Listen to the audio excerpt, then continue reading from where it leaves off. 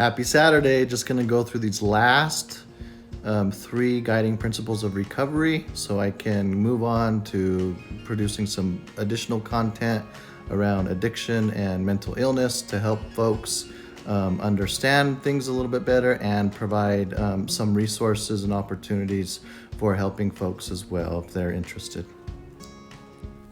The last 3 guiding principles of recovery will be addresses trauma, strengths/responsibility, and respect. Treatment and recovery is not trauma-informed unless it fosters safety and trust. Folks just can't learn unless they feel safe.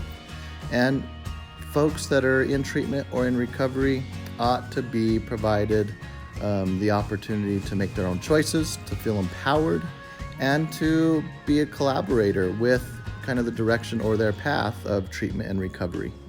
That is trauma-informed. Any place where a person is not feeling safe, can't trust, doesn't have choice, where they're forced to do anything and aren't collaborating in their own care or their own recovery is obviously going to be re-traumatizing for that person.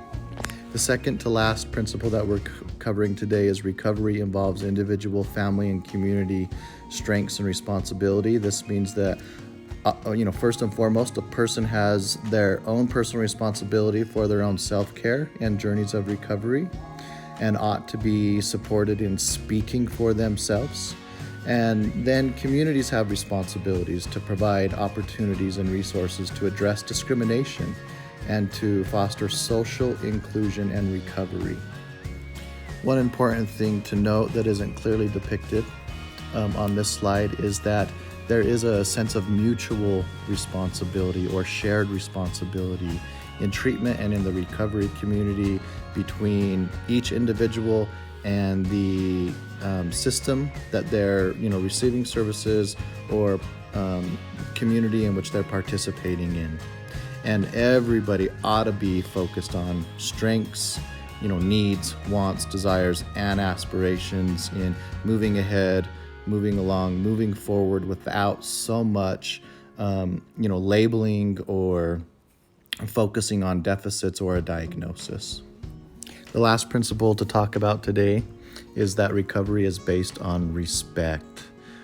First and foremost, if we can't have mutual respect for one another, if we don't respect or honor or appreciate the person and the steps that they've taken, the courage that it takes when taking those steps, then we are ultimately failing each person or one another.